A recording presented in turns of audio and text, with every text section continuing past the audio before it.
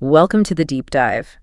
Usually when we talk about a medical diagnosis, there's this innate expectation of absolute precision. Right, like we treat it like structural engineering. Exactly. You break your arm, the x-ray reveals that stark, jagged white line across the bone, and the doctor just points at the film and says, there it is. That's the problem. It's entirely binary. It's broken or not broken, it's clean, it's visible, and psychologically that's incredibly comforting for us. We really want our physiology to be neatly categorized. Yeah, we crave that certainty. But the moment you step out of the ER and into the world of holistic well-being or daily habits, that x-ray machine is completely useless. Totally useless. We're looking at a diagnostic landscape that is just entirely murky, and that is exactly why we're pulling apart this specific stack of sources today, looking at behavioral psychology, physiology reports, and environmental design studies. Yeah, the mission here is really to dismantle the traditional, often super painful approach to well-being. Right, because we want to shift your perspective. We need to stop treating health as this sheer, agonizing test of willpower and start treating it as a curated ecosystem. Because relying on the willpower model is exactly what leaves us exhausted. It's a behavioral framework built on a foundation of inevitable collapse. Let's look at the classic example. Picture January 1st. Or honestly, just picture a guilt-ridden Monday morning after a weekend where you maybe stress-ate your way through a giant project. We've all been there. Right. So you wake up at 4 a.m. because you've decided today is the day you finally fix your life. You go for this punishing run in the freezing rain. You purge every carbohydrate from your pantry. Oh yeah, the total purge. And then you stand in your kitchen and blend up this literal sludge of kale, ice, and pure moral superiority. That sounds awful. It is. You force it down, you're shivering, telling yourself this is health. But then, 3 days later, it's Thursday night.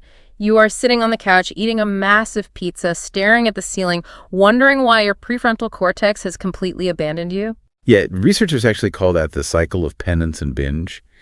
And what is so liberating about the recent behavioral psychology we're analyzing today is how it completely recontextualizes that exact Thursday night scenario. It doesn't blame you, right? Exactly. It frames it not as a failure of your moral character or a lack of discipline, but strictly as a failure of environmental design. Which is huge. It is. Culturally, we have deeply entwined the concept of health with the concept of suffering. We operate on this bizarre puritanical assumption that if the process doesn't actively hurt or if the food doesn't taste like lawn clippings, we haven't earned the health benefits. Right. It's the idea that fitness is a toll you pay in misery. But the overarching thesis of the sources we have today completely upends that. It really does. The data suggests that long-term sustainability is actually a direct byproduct of enjoyment. Wait, enjoyment? That feels almost illegal in fitness culture. I know, right? But willpower is a finite cognitive resource. It relies on the prefrontal cortex, which burns through glucose so rapidly when you're constantly suppressing urges. Environmental design, however, is permanent. Passive and permanent. Right. If you design your surroundings correctly, you simply bypass the need for willpower. You don't need to white-knuckle your way through the day if the environment is doing the heavy lifting for you. Okay, let's unpack this. Because what you're proposing is that we need to stop swimming upstream against our own evolutionary biology and start building what the research calls a virtuous cycle. A virtuous cycle, exactly. And there is no better place to begin this biological audit than the precise location where the vast majority of us spend our waking hours. We have to start with the chair. Oh, the modern desk setup, it's brutal. It really is. Before we can even talk about optimizing our health, we have to understand the physiological baseline of sitting for 9 hours a day. And doing that requires clarifying a massive physiological misconception right off the bat. Most people equate a lack of exercise with physical stagnation, treating them as the same passive state. Like you think, I'm sitting, therefore I am simply not burning calories. Right. But the cellular reality is entirely different. Sitting for prolonged periods isn't a neutral, passive state. It is an active, aggressive metabolic shutdown.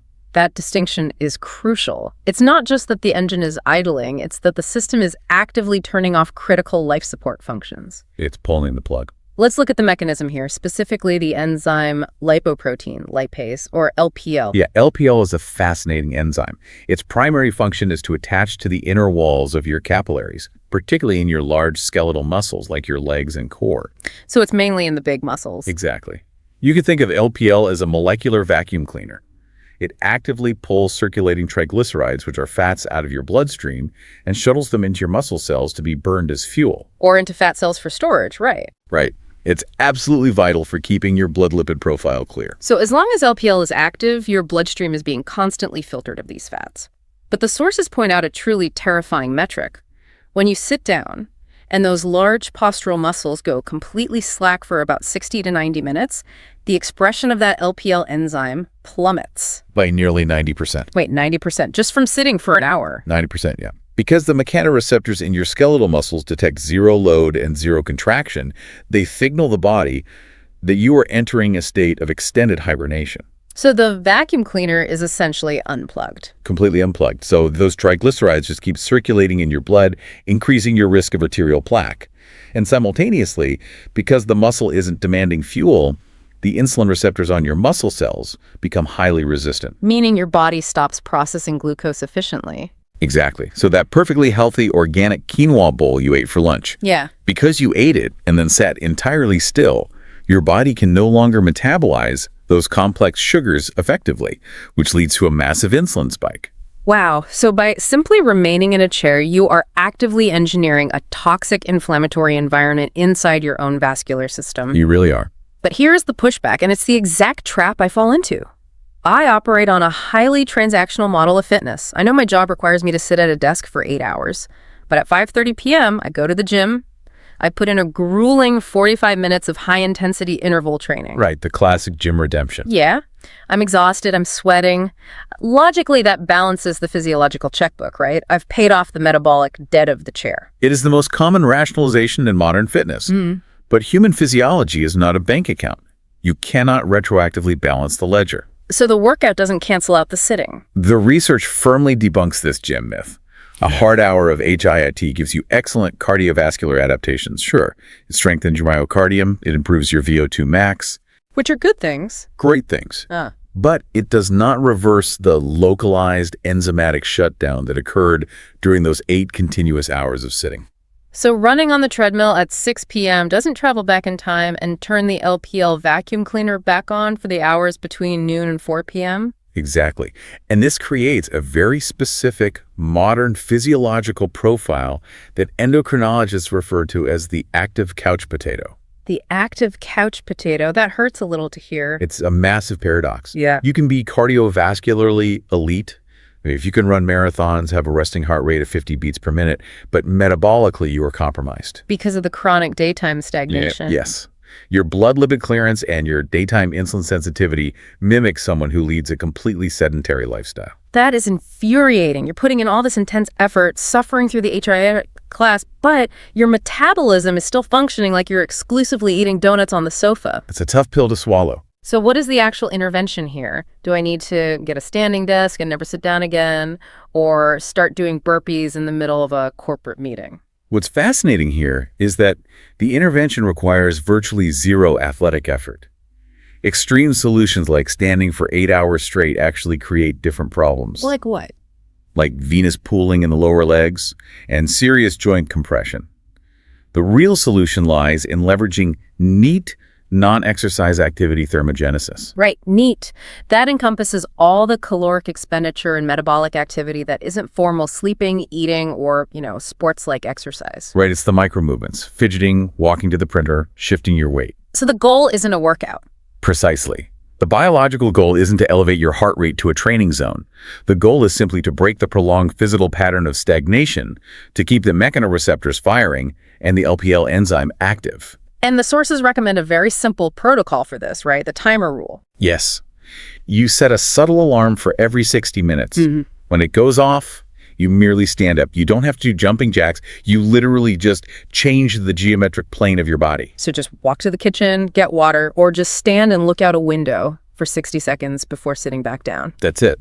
Just the act of engaging the soleus muscle in the calf and bearing your own body weight is enough to send that survival signal to the nervous system saying, hey, we are awake, keep the enzymes online. And there's a massive cognitive bonus to this too, because when you sit for hours, gravity causes blood to pool in your lower extremities. Standing up initiates a vascular constriction that pushes oxygenated blood back up to the prefrontal cortex. It's the literal physiological cure for that 2 p.m. brain fog. The one most of us try to blast away with another espresso. Exactly. It's entirely empowering because it removes the intimidation factor. It's not about working harder. It is about strategically interrupting the stillness. All right, so if we've addressed the geometry of the chair, we have to look at what is sitting right in front of us, because the desk's surface itself is a psychological minefield. Oh, absolutely. The physical stagnation is bad, but the mental architecture of the modern workday is what drives a lot of our most destructive habits. Let's look at boredom snacking. A huge issue for so many people. You're sitting there, maybe reconciling a massive, mind-numbing spreadsheet. You aren't physiologically hungry, but suddenly you find yourself at the bottom of a family-sized bag of salty tortilla chips, and you barely even remember opening them. It's totally mindless consumption, and our default reaction is immense guilt. We tell ourselves we just lack discipline. But the sources say it's not about discipline. Right. We have to separate physiological hunger, which is governed by the hormones ghrelin and leptin, demanding actual caloric energy, from psychological craving, which is governed by the dopamine system. Exactly. Physiological hunger builds slowly, your stomach growls, but psychological craving hits instantly. And in a work environment, that craving isn't the brain seeking satiety, it is the brain desperately seeking stimulation and relief from monotony. The human default mode network, the brain's resting state, absolutely abhors a vacuum. When you're staring at a monotonous spreadsheet, your brain is severely understimulated. So it panics. It views that lack of sensory input as a problem to be solved. So it scans the immediate environment for a quick, cheap hit of dopamine, and the crunch and intense sodium of a tortilla chip is a neurological goldmine. Because of the sensory feedback. Yes, the loud auditory crunch vibrating through the jaw, the sharp tactile feedback, the instant salt dissolution. It creates a micro-explosion of sensory data that temporarily shatters the sheer, soul-crushing boredom of the task. The food isn't fuel in that moment. It's literally a fidget toy made of calories. That is a perfect way to put it. You're just using the act of chewing to keep your brain engaged enough to finish the spreadsheet. So if we know the brain is just throwing a tantrum for sensory input, how do we hack that habit loop without ingesting 1,000 calories of processed corn? You provide the brain exactly what it is asking for, tactile stimulation, but you decouple it from caloric intake. You have to keep the hands busy. So bringing toys to work. Basically. The sources suggest integrating analog, tactile objects right next to your keyboard. A heavy stress ball, a textured fidget slider, a Rubik's Cube, or even just a smooth stone. It sounds a bit like we're treating our adult brains like toddlers. Well, in terms of our attention systems, we essentially are. You have to view your cognition as a dual processor system. Okay, how does that work? You have the lower level, restless toddler mind that demands constant novelty and physical interaction, and you have the adult executive function of the prefrontal cortex that actually needs to do the taxes. So you distract the toddler. Exactly. If you give the restless motor cortex a stress ball to rhythmically squeeze, you satisfy its demand for sensory input. By occupying that lower-level distraction, you free up the executive function to sustain deep focus on the screen. Here's where it gets really interesting, though. Let's say you have the stress ball, but your brain knows the chips are in the pantry. And the brain is highly intelligent. It knows the stress ball doesn't taste like nacho cheese. Right, it's not easily fooled. How do we engineer our space so we don't end up losing that internal negotiation? This brings us to the friction principle, which is grounded in the evolutionary biology of energy conservation. This is perhaps the most powerful tool in behavioral design. From an evolutionary standpoint, human beings are fundamentally wired to conserve ATP, our cellular energy. Because historically, wasting energy was dangerous. Right. In an ancestral environment, wasting energy could mean starvation. Therefore, we are biologically mandated to be lazy. We will almost universally choose the path of least resistance. So we shouldn't fight the laziness. The friction principle suggests that instead of fighting this innate laziness with sheer willpower, you weaponize it. You weaponize your own laziness. I love that. If you want to change a behavior, you manipulate the energy costs required to execute it. The rule is simple. Make deleterious habits highly energetically expensive and make beneficial habits practically zero cost. Let's apply this to the desk snacks. You want the beneficial choice, say, a handful of raw almonds to be a zero friction action. You place them in a clear glass bowl sitting 3 inches from your mouse pad. It requires zero conscious thought and minimal kinetic energy to consume them. The visual cue alone triggers the behavior. Exactly. And the chips. You place the chips in a state of extreme friction. You don't just put them in the kitchen cabinet. You put them on the highest shelf of the pantry, tucked behind a heavy slow cooker, in a room 50 feet away, requiring you to physically stand up, walk, find a step stool, and reach over an obstacle just to access them. Because what you're doing is exploiting the brain's internal cost-benefit analysis. Yes, the algorithm. Right. When that wave of boredom hits, the brain immediately demands the chips. But then the subconscious runs the algorithm. Okay, to get the chips, I have to stand up, walk to the kitchen, move the heavy appliance, and climb a stool. And the brain hates that. The lazy, energy-conserving part of the brain immediately protests. It says, that is way too much metabolic effort. I'll just eat the almonds right here, or I'll just keep squeezing the stress ball. Precisely. You are injecting a vital, physical pause into an otherwise automatic behavioral loop. You don't need to summon ironclad willpower to resist the chips. The environment itself makes the bad choice too exhausting to pursue. The friction does the resisting for you. That is such a profound shift in agency. Okay, so we've optimized the desk geometry to keep LPL active, and we've manipulated friction to hack our snacking. But what are we drinking while we sit there? Because the sources are adamant that our internal cellular environment dictates our external cognitive output. The internal environment is the absolute foundation of cognitive endurance, and the most critical yet frequently mismanaged element is baseline hydration. Now, I know the target audience here doesn't need to be told drinking water is good for you. It's the most repetitive advice in wellness. It's everywhere. But the sources dive deep into the specific cellular mechanisms of what happens when we operate in a state of chronic, low-level dehydration, which is where most modern knowledge workers live. We rely heavily on tech wearables today. We want algorithms to tell us our HRV, our sleep architecture, our blood oxygen. Yet we ignore the most immediate real-time biomarker we possess, urine concentration. It is the original biofeedback. It really is. It's a direct window into your renal function and blood plasma volume. If it is dark and concentrated, your kidneys are desperately hoarding water because your plasma volume is dropping. If it is pale and voluminous, your system is flushed and balanced. But let's talk about the neurological impact. If my plasma volume drops by 2%, I'm a little thirsty. But why does that matter so much for my ability to write an email or analyze a report? Because your brain is approximately 73% water. It sits inside the skull, suspended in cerebrospinal fluid, which clears out metabolic waste. When your overall hydration drops by even 1 to 2%, several physiological alarms go off. Blood volume decreases, which means your heart has to work harder to pump oxygen to the brain. And the brain tissue itself is affected, right? Yes, the physical volume of the brain tissue itself can actually shrink slightly, pulling away from the skull, which triggers pain receptors, hence the dehydration headache.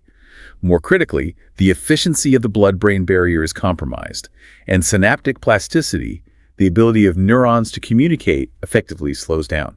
So the subjective experience of that cellular dehydration isn't necessarily a parched throat. It manifests as profound cognitive sluggishness, irritability, and the inability to maintain focus. It masquerades as fatigue. But the tragedy of the modern office worker is that we completely misdiagnose this biological signal. We hit that 3 p.m. wall, we feel the brain fog, and we don't think my cerebrospinal fluid needs replenishing. We think my dopamine is crashing, I need a massive iced coffee, or my blood glucose is low, I need a muffin. We treat a fundamental water deficit with stimulants and simple sugars, which brings us directly to the trap of caffeinated beverages. Okay, we have to look closely at this because the rationalization here is incredibly strong. When I drink a 16-ounce coffee, I am objectively consuming 16 ounces of liquid. It is brewed with water. The logical brain assumes this must contribute positively to my total fluid intake. It is a perfectly logical assumption, but it ignores the specific pharmacology of caffeine. How so? Caffeine is an antagonist to adenosine receptors, which is how it blocks the feeling of tiredness. But concurrently, caffeine acts as a powerful diuretic. Specifically, it suppresses the release of antidiuretic hormone, or ADH, also known as vasopressin. And vasopressin is the hormone that normally tells the kidneys to reabsorb water back into the bloodstream. Exactly. By blocking vasopressin, caffeine chemically commands your kidneys to open the floodgates and excrete water, regardless of your actual hydration status. Oh, wow. So you ingest 16 ounces of water through the coffee, but the pharmacological effect of the caffeine forces your body to excrete a disproportionate amount of fluid. It is the ultimate biological bait and switch. You are borrowing artificial, temporary alertness from the central nervous system stimulant, but you are paying a massive long-term tax by further depleting your plasma volume. And then the crash hits. Right. When the caffeine half-life expires, the original dehydration brain fog returns with a vengeance, creating an endless dependency loop. You are systematically drying out your own neurology while demanding peak cognitive performance from it. It's completely unsustainable. The answer, obviously, is plain water. But we return to the friction principle. Pure water is a sensory void. It provides zero dopaminergic reward. It's boring. Compared to the rich aroma, warmth, and sweetness of a vanilla latte, a glass of tap water is incredibly unappealing to a stressed brain. How do we overcome that sensory deficit? You have to alter the reward profile of the hydration. The sources call it flavor hacking, which sounds trendy, but it's grounded in sensory neuroscience. Yeah. So tricking the brain again. Exactly. If a habit is neurologically boring, the brain will eventually abandon it. By introducing a subtle infusion, muddled mint, cucumber, a squeeze of citrus, or crushed berries, you aren't adding a glycemic load or processed sugars, but you are activating the olfactory and gustatory receptors just enough to register as a reward.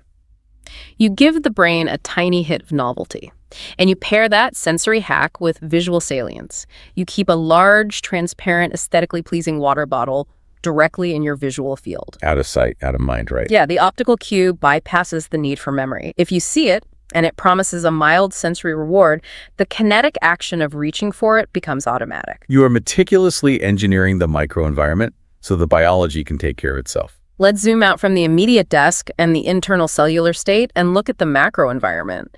Because the sources argue that all of this micro-optimization is fighting a much larger battle against the biological overhead of existing in the modern world. The modern world is exhausting. It is. We need to examine our relationship with the external physical world and our external social world.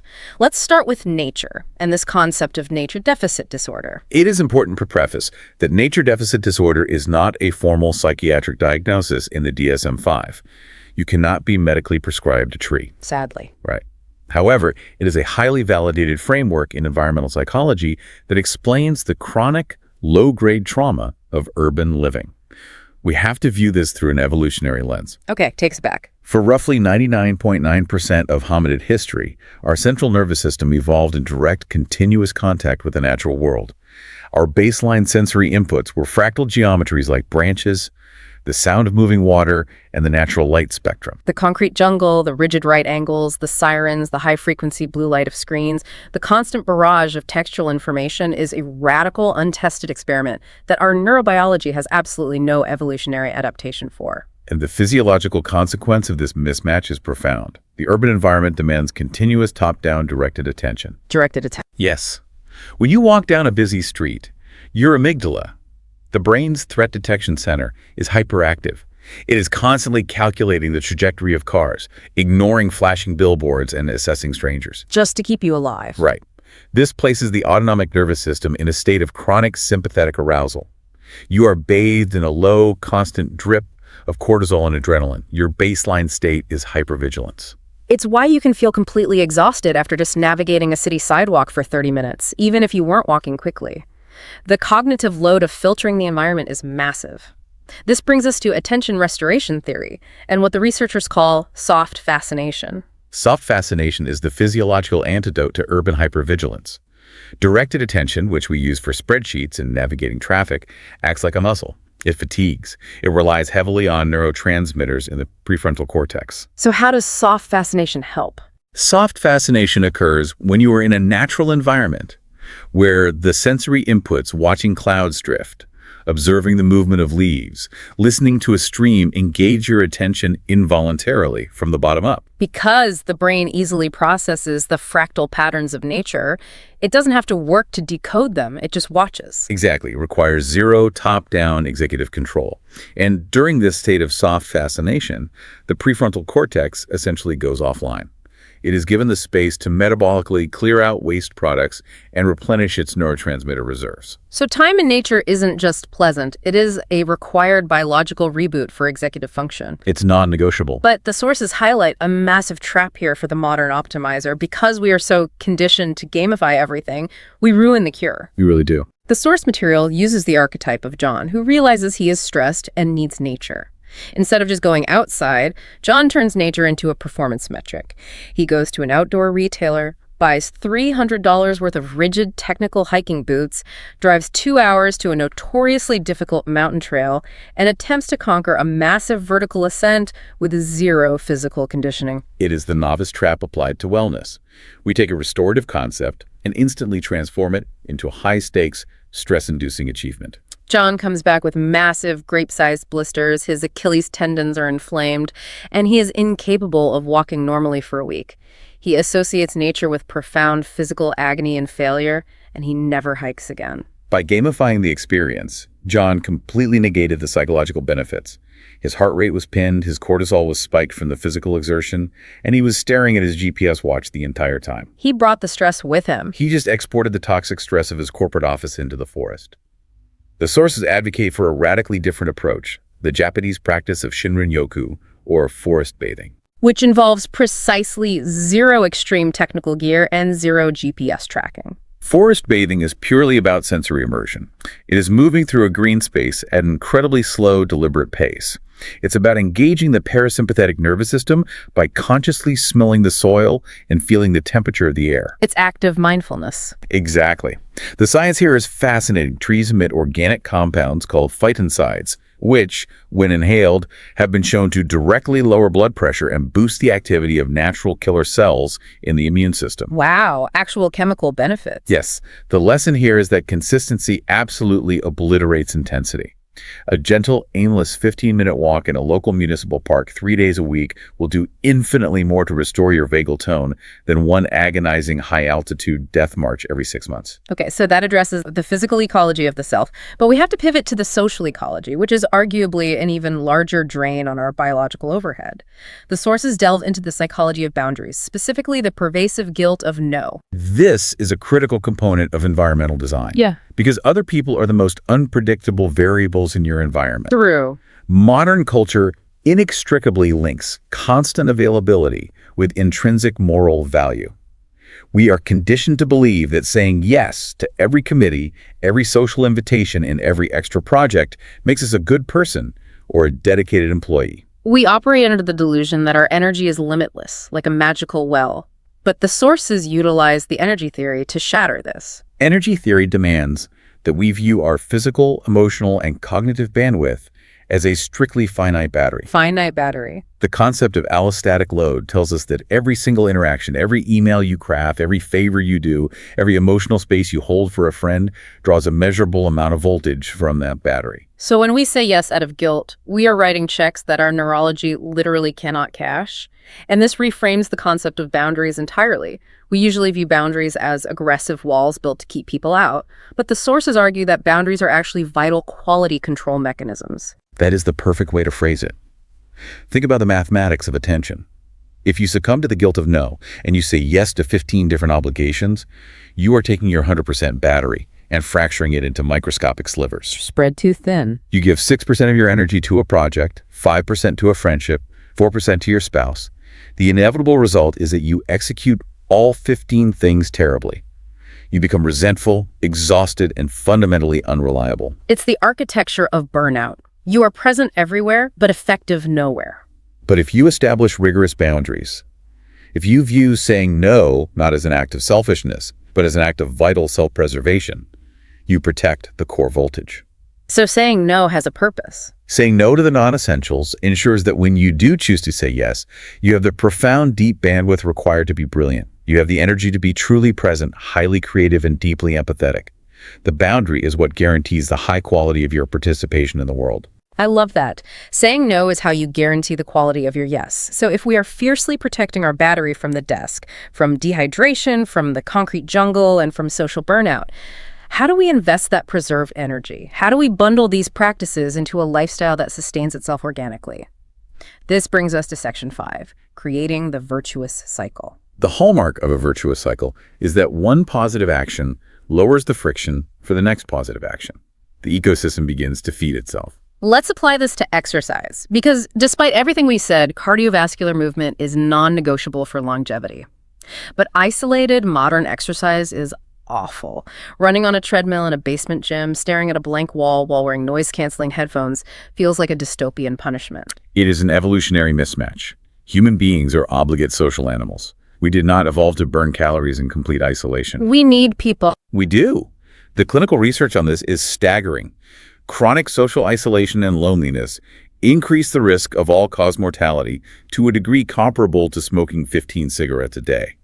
It is an independent risk factor for cardiovascular disease. Yet we treat fitness and socializing as two completely separate ledger entries. I have to go to the gym for an hour, and then I have to find time to see my friends. But the sources introduce a brilliant synthesis called the badminton principle. The badminton principle is the ultimate example of habit bundling. It solves the willpower deficit of exercise by merging it with the biological imperative for community. How so? Instead of relying on discipline to force yourself onto a treadmill, you join a recreational badminton league, or a neighborhood running club, or a group dance class. Because the neurochemistry of social play is entirely different from the neurochemistry of isolated exertion. When you are moving synchronously with other people, laughing and engaging in light competition, your brain releases a cascade of endogenous opioids and oxytocin. And what do those do? These neurochemicals act as powerful analgesics. They literally blunt the perception of physical effort and pain. Exactly. You might easily talk yourself out of going to a solitary gym session because you feel a little fatigued. But the social friction works in your favor. Here, you are highly unlikely to skip out on your team or miss the chance to catch up with your friends. So the community is the hook. The community and the play become the primary draw. And the high-intensity interval training just happens to occur as a biological side effect. You completely circumvent the need for willpower because you actively desire the social interaction. That is the virtuous cycle in motion. Let's move to the cognitive equivalent. Mindfulness. I'm going to bring up a common listener frustration here. The directive to meditate is everywhere.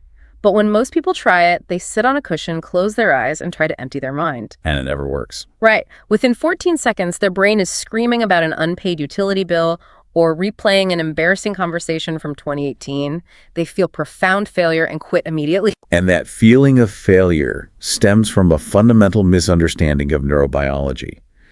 The brain is an organ designed by evolution to continuously generate thoughts, predict threats, and solve problems.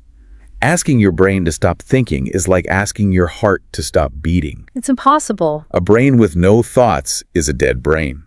The goal of mindfulness is not a blank void.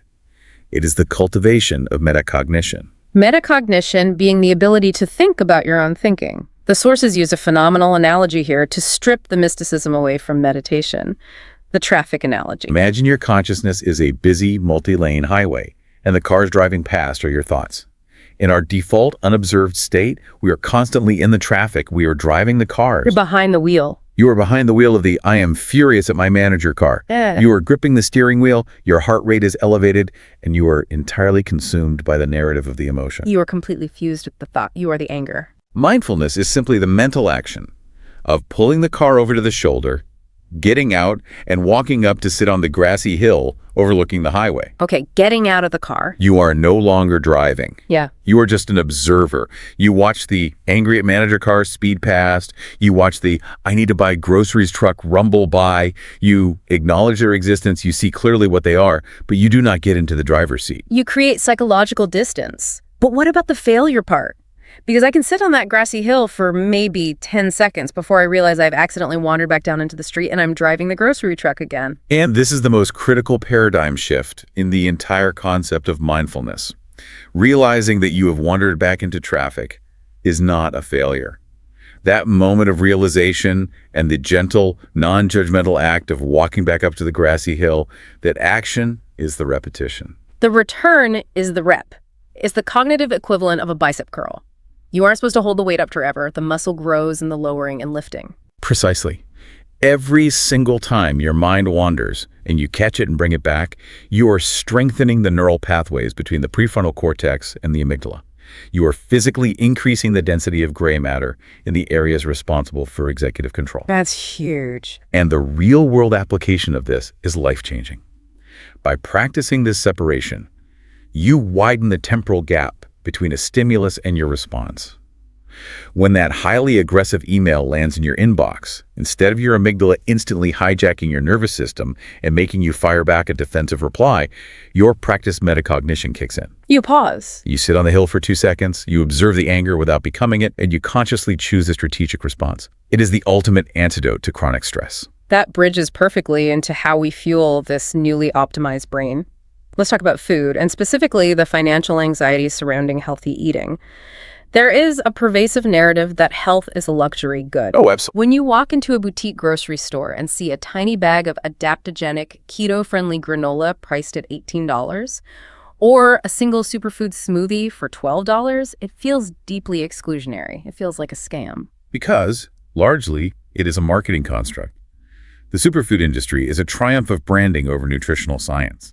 Slapping the word ancient or adaptogenic on a package allows companies to charge a 400% premium. But the data says otherwise. Right. If we look at the epidemiological data from the blue zones, the 5 regions on Earth with the highest concentrations of centenarians living disease-free lives, they are absolutely not consuming imported, pulverized, exotic berries. They are eating what the sources lovingly refer to as peasant foods. Exactly. The foundation of the most life-extending diets in human history consists of the cheapest, most globally accessible commodities available: lentils, black beans, chickpeas, brown rice, cabbage, and seasonal root vegetables. Very basic stuff. These items cost pennies per serving. Cabbage, for instance, is one of the most potent, nutrient-dense, cancer-fighting cruciferous vegetables on the planet. It just has a terrible public relations team compared to acai berries. But we have to address the hidden cost. A bag of dry lentils is incredibly cheap financially, but it is expensive in terms of time and friction. You have to sort them, chop the aromatics, simmer them for 40 minutes. In a culture where time is our most scarce resource, cooking feels like an insurmountable chore. It is a time investment, undeniably. But within the Virtuous Cycle, we reframe this. We bundle the act of cooking with the mindfulness practice we just discussed. Habit bundling again. Exactly. Instead of viewing chopping an onion as a frustrating barrier keeping you away from your television, you utilize it as an analog transition. The rhythmic, tactile motion of the knife, the olfactory stimulation of the garlic, it becomes a grounding sensory experience that forcibly pulls you out of the abstract, digital anxieties of your workday and roots you in the physical present. Okay, but even if you successfully cook the peasant food, the physiological benefits can be entirely derailed by how you eat it. The sources detail the biology of mindful eating, and this absolutely blew my mind. Let's talk about the satiety delay and the enteric nervous system. This is a classic evolutionary mismatch. Your stomach and your brain communicate via a complex hormonal highway involving leptin, which signals fullness, and ghrelin, which signals hunger. And there's a lag. When you begin to eat and the stomach stretches, it takes approximately 20 minutes for that leptin satiety signal to travel up the vagus nerve and register the hypothalamus. 20 minutes is an eternity in modern time. If you were eating at your desk, doom scrolling through terrible news, you can easily inhale an entire massive sandwich and a bag of chips in 4 minutes flat. Exactly. Because you ate so rapidly, the leptin signal hasn't even begun its journey. Your brain still genuinely believes you are starving. So you grab a cookie and a soda. And then what happens? By the time the 20-minute mark hits and the hormone finally arrives, you have consumed double the necessary calories, and you feel physically ill from gastric distension. But the dysfunction goes much deeper than just overeating. Right, because digestion isn't just mechanical, it's highly neurological. Digestion literally begins in the brain. It's called the cephalic phase of digestion. When you actually sit down, look at your food, smell the aromas, and anticipate the meal, your brain sends signals via the vagus nerve to the stomach to begin secreting hydrochloric acid and pancreatic enzymes. It's prepping the system. Yes. If you skip this phase by inhaling your food while distracted by a stressful email, the stomach is completely unprepared to break down the nutrients. And it's worse if you are stressed. Stress activates the sympathetic nervous system, the fight or flight response. From a survival standpoint, if your brain thinks you are being chased by a predator because of a work deadline, the absolute last thing it wants to do is expend energy digesting lentils. It shuts it down. It shunts blood flow completely away from the gastrointestinal tract and pumps it into the skeletal muscles. You biologically cannot effectively digest or absorb nutrients while in a state of sympathetic arousal. This is why chronic stress leads directly to gut dysbiosis, bloating, and IBS symptoms. By intentionally slowing down, chewing thoroughly, and eating without digital distraction, you force the body into the parasympathetic state, which is quite literally named the rest and digest system. So from a pure biochemical standpoint, sitting in silence and peacefully eating a 50-cent bowl of lentils will provide vastly superior nutrient absorption and metabolic health than rapidly chugging an $18 superfood smoothie while white-knuckling your steering wheel in gridlock traffic. Without question. Context dictates biology. If we follow this logical through line, the virtuous cycle of daytime habits, the desk movement, the hydration, the boundaries, the mindful fueling, ultimately leads us to the critical system reboot at the end of the day. But the tragedy of the modern era is that our environment wages total unregulated war on our sleep architecture. Sleep is the foundation, where the biological overhead of the day is either paid off or compounded into toxic debt. And the most prevalent disruptor isn't insomnia, it's a behavioral phenomenon known as revenge bedtime procrastination. Let's shine a light on this because the irony is agonizing. You know you desperately need sleep, you are physically exhausted to your marrow, but it hits 11:30 p.m., the house is finally silent, and instead of closing your eyes, you are lying in the dark, bathed in the glow of your smartphone, mindlessly swiping through short-form videos of strangers power washing driveways or restoring rusty axes. It's a trance. You don't even care about the content. Why are we compelled to do this? If we connect this to the bigger picture, it is not a failure of sleep hygiene. It is a profound psychological rebellion against a lack of daytime agency. A rebellion? Yes. If you spend your entire waking life answering to the demands of your manager, responding to the needs of your children, meeting the expectations of your partner, you possess zero autonomy over your own schedule. Your time belongs exclusively to other people. So when midnight rolls around, that is the first and only sliver of time in a 24-hour cycle that is sovereignly yours. And out of a desperate subconscious need for psychological autonomy, you refuse to surrender to sleep? Because the moment you fall asleep, you fast forward to the morning, where you have to give your time away all over again. You are literally exacting revenge on your own oppressive schedule by stealing back your time in the dead of night. It makes complete psychological sense. It's a cry for freedom. But the biological cost of that rebellion is devastating, and it operates on two distinct destructive fronts: the light and the algorithm. The light is a direct physiological assault. Your eyes contain specialized receptors called intrinsically photosensitive retinal ganglion cells, or iPRGCs. They are highly sensitive to the short wavelength blue light emitted by LED screens. And what do they do? When you stare at your phone in a dark room, that blue light hits those receptors and sends an explicit chemical message to the suprachiasmatic nucleus in your brain, your master biological clock. It tells the brain, the sun is at high noon. In response, the pineal gland violently halts the secretion of melatonin, the hormone required to initiate the architecture of deep sleep. So you are chemically castrating your own sleep drive, and then you pair that with the content itself. The software architecture of social media is explicitly modeled on variable ratio reinforcement, the exact same operant conditioning used in casino slot machines. Every time you swipe to the next video, you don't know if it will be boring or highly engaging. That unpredictability causes the brain's reward center to release massive spikes of dopamine, which acts as a stimulant, keeping you seeking the next hit. So your pineal gland is completely devoid of sleep-inducing melatonin, and your synapses are flooded with stimulating dopamine. You engineer a localized state of absolute physiological chaos. We call it being tired but wired. Your muscular system is exhausted, but your central nervous system is redlining. So how do we reclaim our agency without destroying our neurobiology? Because the psychological need for me time is still valid. I still want that hour to decompress. You preserve the autonomy of the me time, but you radically alter the medium. You must construct an analog buffer zone. You need a dedicated transition period to downshift the nervous system from the high-frequency chaos of the digital day to the low-frequency state of sleep. So put the phone away. The most highly recommended swap is entirely removing the digital screen from the bedroom and engaging with a physical paper book. Because paper operates on a completely different sensory paradigm. Exactly. A physical book emits zero light. It requires external, warm, ambient light to read. More importantly, it lacks an algorithm. A book is entirely linear. No swiping. Right. The pacing of the information is dictated solely by your own cognitive processing speed, not by attention-harvesting AI. It provides enough narrative engagement to distract you from ruminating on tomorrow's to-do list, but it does not spike dopamine. As you read, the melatonin is allowed to naturally pool in the brain, creating immense homeostatic sleep pressure until your eyes simply cannot stay open. That addresses the visual and cognitive input, but let's talk about the auditory and physical environment of the bedroom. I've always heard about white noise machines, but the sources make a very sharp distinction between white noise and the darker spectrums, like pink or brown noise. What is the physics behind that? It comes down to the science of acoustic masking and frequency distribution. White noise contains every single frequency across the audible human spectrum, played at equal intensity. Because it contains highly energetic, high-pitched frequencies, it can actually sound quite abrasive to the nervous system.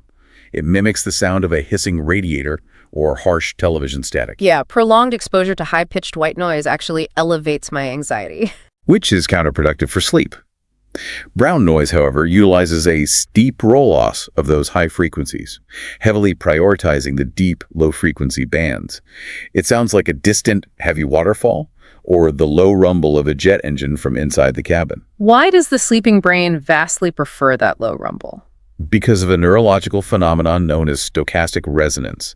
The deep, continuous, low-frequency rumble provides the auditory cortex with a non-threatening, constant stream of data. It distracts the brain. It gives the restless mind something to passively latch onto, which prevents it from generating its own internal anxious chatter. Furthermore, it creates a dense acoustic blanket that masks transient noises like a dog barking down the street or the house settling. Those sudden spikes in noise are what pull you out of deep REM sleep, even if you don't fully wake up. Brown noise flattens the acoustic landscape. An acoustic blanket for the mind.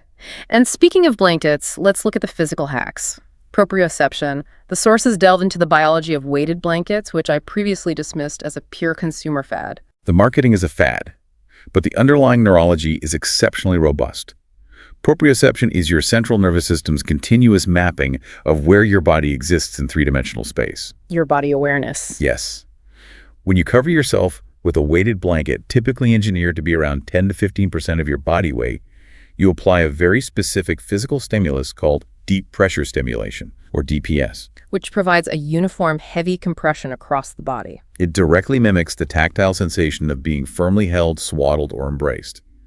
From an evolutionary biology perspective, heavy, uniform physical pressure is the ultimate signal of environmental safety. If you were in danger, if a predator was near, you would not be deeply swaddled and immobilized. The pressure signals that the perimeter is secure. Exactly. The mechanoreceptors in the skin detect this pressure and send a massive signal up through the vagus nerve. The vagus nerve acts as the master brake pedal for the autonomic nervous system, stopping the stress.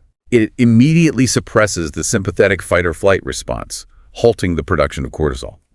In its place, the brain releases a flood of serotonin, the neurotransmitter associated with calm and well-being, which is then chemically synthesized into melatonin. It is a sheer physical biohack.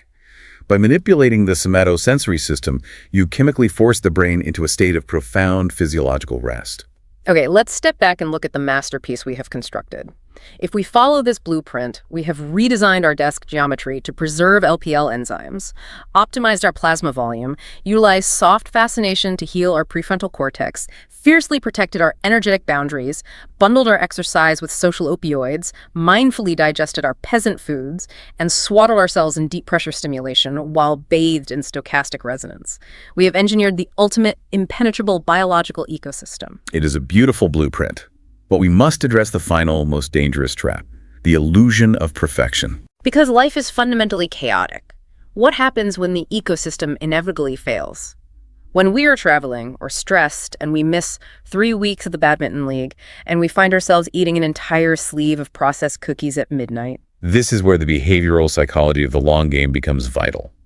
The sources warn explicitly against a cognitive distortion known as the abstinence violation effect. The abstinence violation effect? That sounds like a concept from addiction recovery. It is, and it applies perfectly to habit formation. In everyday language, it is the what the hell effect. It is the lethal consequence of binary all-or-nothing thinking. The toggle switch mentality. Exactly. If you conceptualize your health as a toggle switch, it is either flawlessly on N or it is completely OF. You set yourself up for catastrophic failure. When you have that moment of weakness and eat a single cookie, the binary brain experiences immense cognitive dissonance. It says, well, the streak of perfection is broken. The switch is off. What the hell? The day is ruined. I might as well eat the entire box of cookies, order a pizza, and quit the gym. You burn the entire house down because you broke one window. Precisely. To survive the long game, you must view your ecosystem not as a binary switch, but as a volume dial. Some weeks your environment is optimized and the dial is at a 9. If you encounter a crisis and the dial drops to a 2, you don't rip the dial off the console in a fit of rage. You acknowledge the drop, and the very next morning, you simply turn it back up to a 6. And the mechanism for turning that dial back up is surprising. The sources heavily emphasize self-compassion, which runs entirely counter to the no pain, no gain ethos of the traditional fitness industry. We are taught that guilt and shame are the only valid motivators. We think if we brutally chastise ourselves for eating the cookie, we won't do it again. But the neuroendocrinology proves the exact opposite. Guilt is a catastrophic long-term motivator. When you engage in brutal negative self-talk, you trigger the amygdala, interpreting your own thoughts as a psychological attack. Generating more stress. This generates a massive spike in cortisol and systemic stress. And as we established earlier, what does the human brain do when it is flooded with stress? It desperately seeks out quick, dopaminergic comfort to soothe the pain. And the most readily available comfort is almost always the exact destructive habit you're punishing yourself for. Exactly. Shame drives you straight back into the doom scrolling or the binge eating. It creates a self-fulfilling feedback loop of failure. Self-compassion is not a weakness. It is a tactical performance enhancer. So what does self-compassion look like in practice?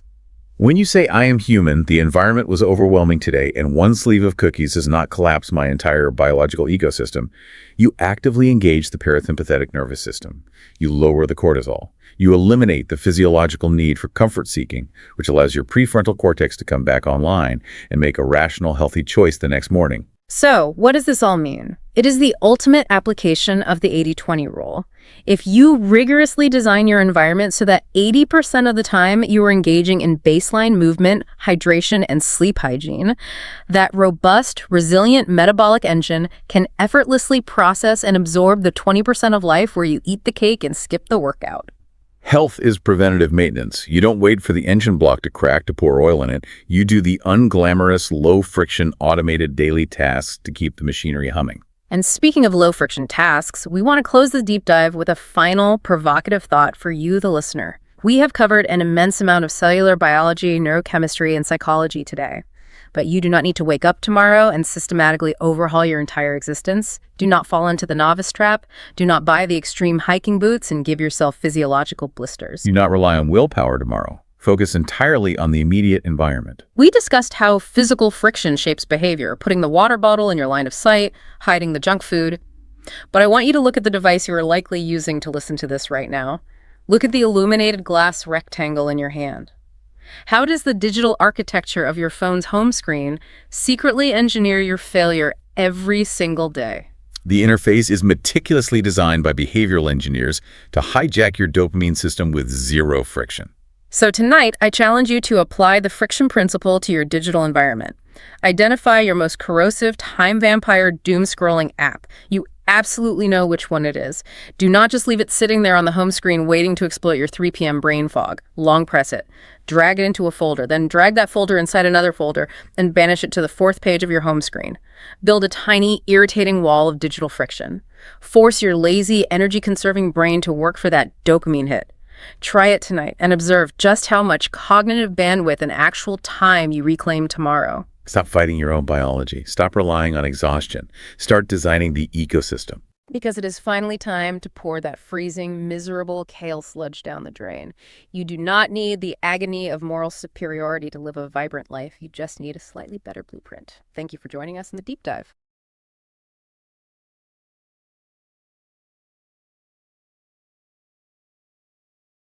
Think for a second about a business. Let's say it's a restaurant. Okay. If you walk past it on a Friday night, it looks incredible.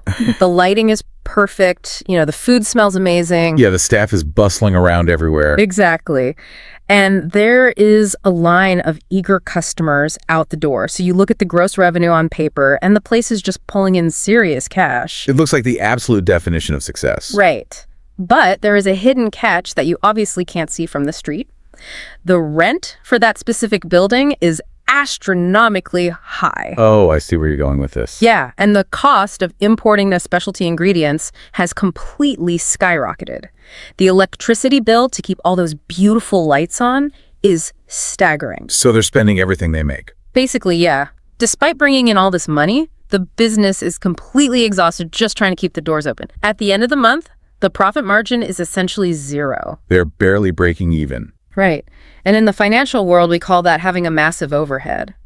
But what if we applied that exact same concept to you, like to your body and your mind? So we'd be talking about biological overhead. Biological overhead. Yeah, it's the physiological tax of simply existing in your everyday life. And it's a concept that, well, it completely flips how we evaluate our own well-being. How so? Because you can look successful from the outside. You know, you have the job, you do the workouts, you eat the vegetables. You check all the boxes. Exactly. But underneath all of that, your biological overhead is so high that you have zero energy profit left over at the end of the day. Okay, let's unpack this. Because this idea of biological overhead completely shifts the paradigm. It really does. We usually think of health as this tedious checklist. You know the drill, eat your broccoli, run 3 miles, go to sleep at a decent hour, and just repeat until you die. Right. The endless chore of wellness. Yeah. But today, we are diving deep into a fundamentally different framework from our sources. It's called the ecology of the self. I love that phrase. Me too.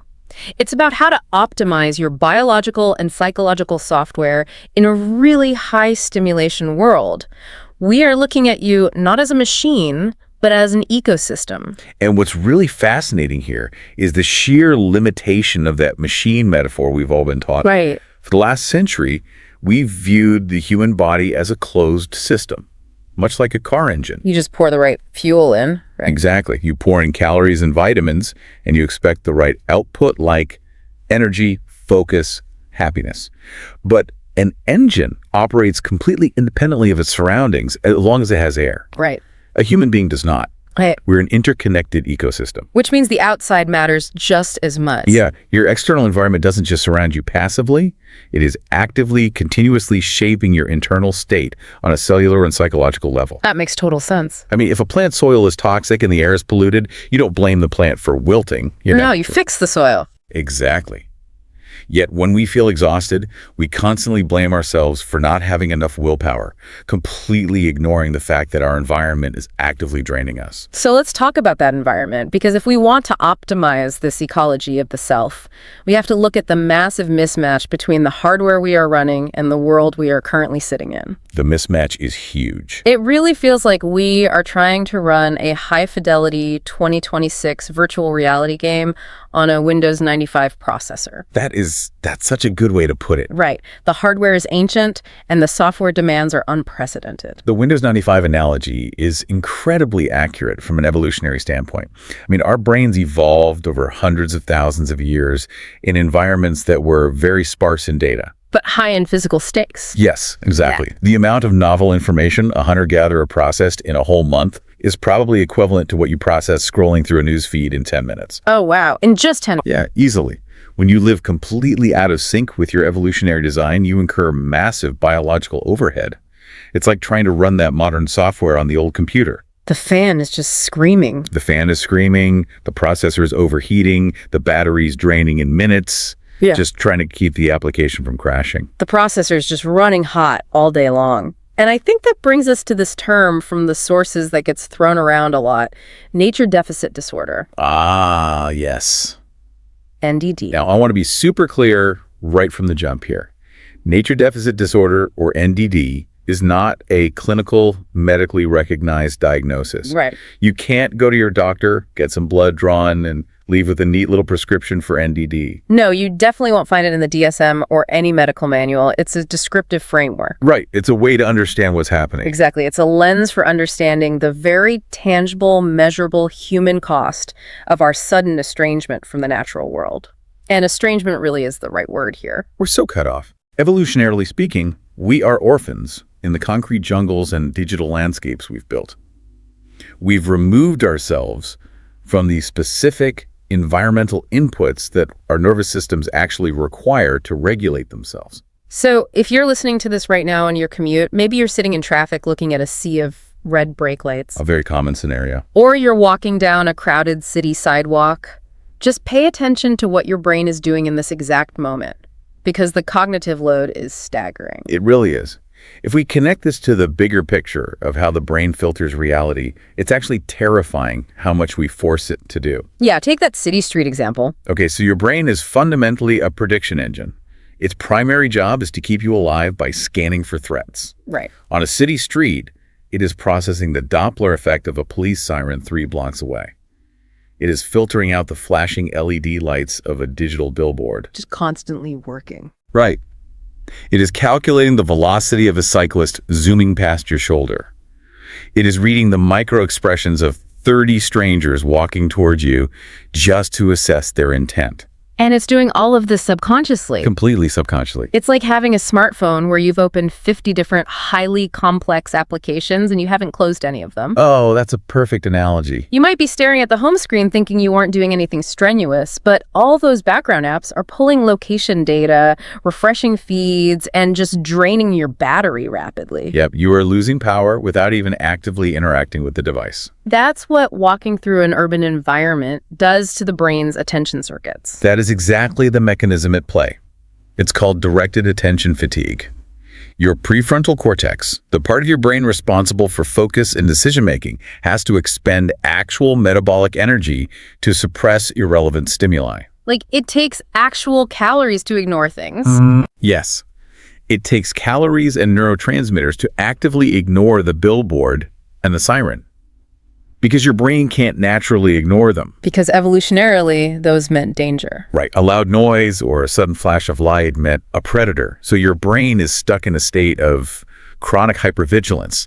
The amygdala, which is your threat detection center, is just constantly humming. So the background apps are draining the battery.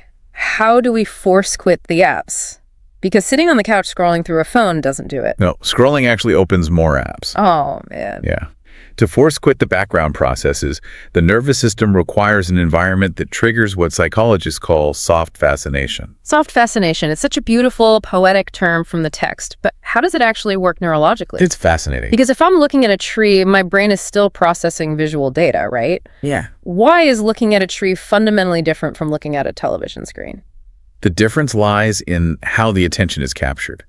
Hard fascination like a screen, a loud noise, a complex task demands top-down focus. Your brain has to work to stay engaged or work to process the rapid cuts in artificial light. But soft fascination occurs when your attention is held effortlessly by bottom-up processing. So it's effortless. Exactly. You are watching clouds drift. You are listening to a stream over rocks. You are watching a campfire burn. The stimuli are inherently interesting to the human brain, but they are not demanding. They don't require an emotional reaction or like a complex calculation? Precisely. Furthermore, natural environments are full of what we call fractals. Fractals. Yeah, repeating geometric patterns. You find them in leaves, snowflakes, tree branches, coastlines. And the human visual cortex actually evolved to process these specific fractal dimensions with maximum efficiency. Oh, really? Yeah. When you look at nature, the visual cortex processes it so smoothly that it actually induces alpha wave activity in the brain. And alpha waves are? They're the brainwave state associated with wakeful relaxation. Yeah. It demands absolutely nothing from your prefrontal cortex. It's the only time those cognitive background apps are finally allowed to close. So, wait, does that mean I can just put a bunch of houseplants in my office and achieve soft fascination? Whoa. Because I have a fiddle leaf fig that is barely hanging on for dear life, but I stare at it sometimes. Does that lower my biological overhead? It helps, actually. Studies show that even a view of a tree through a window or having a plant on your desk can lower your heart rate. Okay, good for my victory. But it's just a microdose. It's a temporary pause, not a full system reset. Because the physiological toll of our urban alienation goes way beyond just mental fatigue. It goes deeper. Much deeper. It reaches all the way down into our cardiovascular system. When you are in that state of urban hypervigilance, your body is constantly dripping cortisol and adrenaline into your bloodstream. So it interprets the city as a threat. Yes. It interprets density, noise, and concrete as a chronic, low-level survival situation. The engine is just idling at 4,000 RPM all day. Exactly. And the physiological response to deep nature immersion is profound. When you place a human being in a dense forest, their blood pressure literally drops. Heart rate variability increases, which is a key marker of nervous system resilience. The parasympathetic nervous system, the rest and digest mode, takes over from the sympathetic fight or flight mode. The entire system just exhales. So the prescription seems incredibly straightforward, right?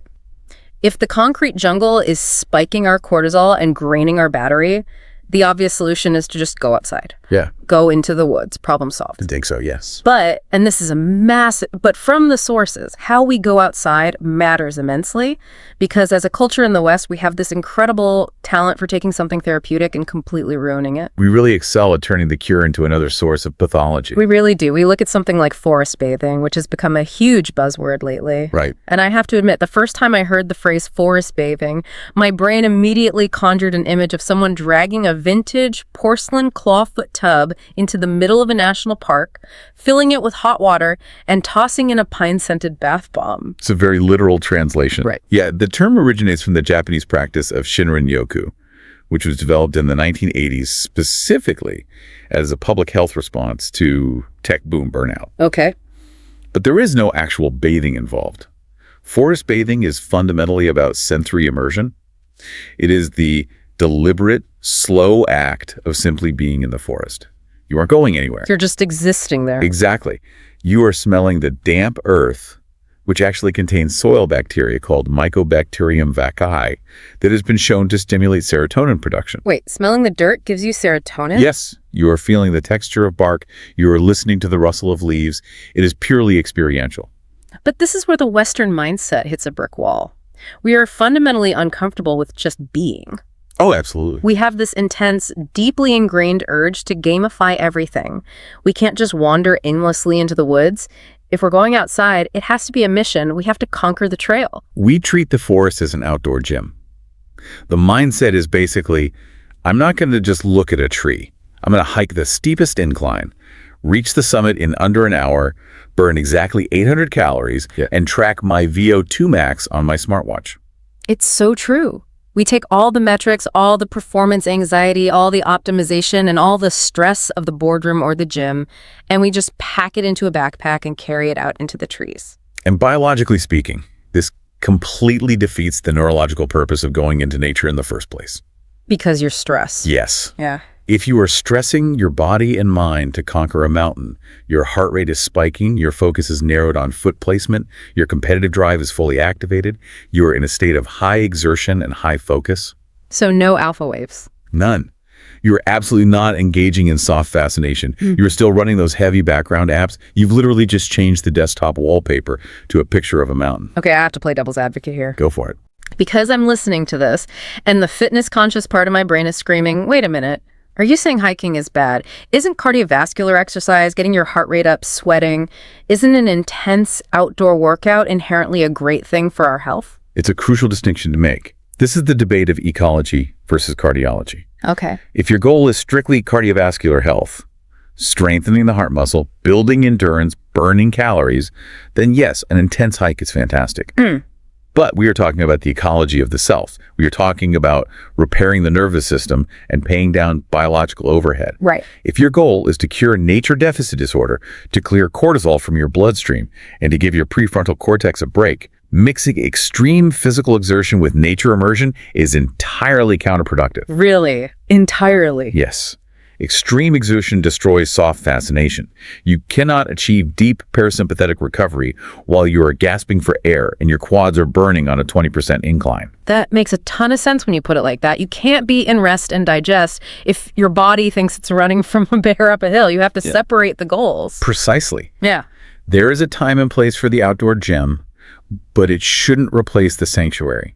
If you use nature only for intense exercise, you are never actually getting the neurological benefits of the environment. Which brings us to a spectacularly painful cautionary tale from the sources. Oh, this story. Let's call it the hiking disaster. It's the perfect example of what happens when we let our ambition override our biology. It's a classic example of good intentions colliding with terrible execution. So imagine a guy who realizes he's burnt out, he's stressed, his biological overhead is through the roof, and he decides, I need to get back to nature. I'm going to become a hiker. Right. But instead of just going for a walk in his local park, he falls victim to consumerism. He equates doing it right with buying the most hardcore gear possible. Naturally. So he goes to a specialty store and drops hundreds of dollars on brand new, heavy-duty, stiff as a board, waterproof hiking boots. The kind of footwear engineered with steel shanks for traversing glaciers in the Himalayas. Yeah. Completely unnecessary for a local dirt trail. Exactly. So he has the hardcore boots. And then, for his very first outing, having not exercised significantly in months, he decides he is going to summit a local mountain on day 1. Oh, no. Brand new, unbroken in boots, zero physical conditioning. The physiological result is entirely predictable. He subjects his unconditioned feet to hours of friction inside rigid leather. He returns home with blisters the size of grapes. The size of grapes. I winced just reading that. He's practically walking on raw nerves. He was completely immobilized. He couldn't walk properly for 3 days. But the physical trauma, while severe, isn't the actual tragedy here. It's not. No, the real damage is the psychological fallout. He inadvertently engaged in massive habit sabotage. Let's talk about that mechanism. What actually happens in the brain when an experience goes that poorly? It comes down to basic operant conditioning. Your brain wires associations based on dopamine and pain signals. He went into the woods, wanting his brain to associate nature with peace, health, and reward. Instead, he flooded his nervous system with pain signals and exhaustion. His brain took note. It recorded everything. Exactly. It recorded the visual cue of the forest, the smell of the pines, the sight of the boots, and it deeply associated them with excruciating pain and 3 days of immobility. He accidentally punished himself for trying to be healthy. Yes. So a month later, when he thinks maybe I should go for a hike, his brain's threat detection system flares up. No, the brain says, last time we did that, we suffered massive tissue damage. We are staying on the couch. Wow. The habit is dead before it even begins. So what does this all mean for us? How do we avoid the grape-sized blisters of life? It seems to point directly to the danger of the New Year's resolution effect. We have this toxic cultural obsession with going from 0 to 100 overnight. We really romanticize the massive overhaul. We try to break in the heavy boots, completely transform our physical cardiovascular system, and forge a brand new psychological habit, all at the exact same moment. Which is just too much. It is too much biological overhead all at once. Yeah. It guarantees a total system failure. The fundamental lesson for the ecology of the self is the absolute, non-negotiable necessity of incremental progress. Consistency beats intensity. Every single time. From a neurological standpoint, a 20-minute walk in your ratty, comfortable old sneakers on a completely flat, familiar path behind your neighborhood is vastly superior to a disastrous mountain trek. Really? Because it's easier. Because it requires low friction. After that 20-minute walk, you come home feeling slightly better than when you left. You experienced a moment of soft fascination. Your feet don't hurt. And most importantly, the psychological reward loop is positive. You actually want to go back and do it again the next day. You're slowly paying down the overhead instead of taking out a massive new loan. Precisely. Okay, before we move away from our external environment, there is one more vital piece of the outdoor world that we are severely lacking. It's not just the trees or the soil bacteria, it's the light itself, natural full-spectrum light. This is arguably the most critical and overlooked piece of the biological overhead puzzle. We often think of our energy levels in terms of sleep and caffeine. Right. But your body operates on a master internal clock, the circadian rhythm. It's located in a part of the brain called the suprachiasmatic nucleus, or SCN. The SCN, that's the conductor of the biological orchestra. Exactly. Every organ, every hormone secretion, your digestion, your alertness, they all follow the sheet music provided by the SCN. But here's the catch.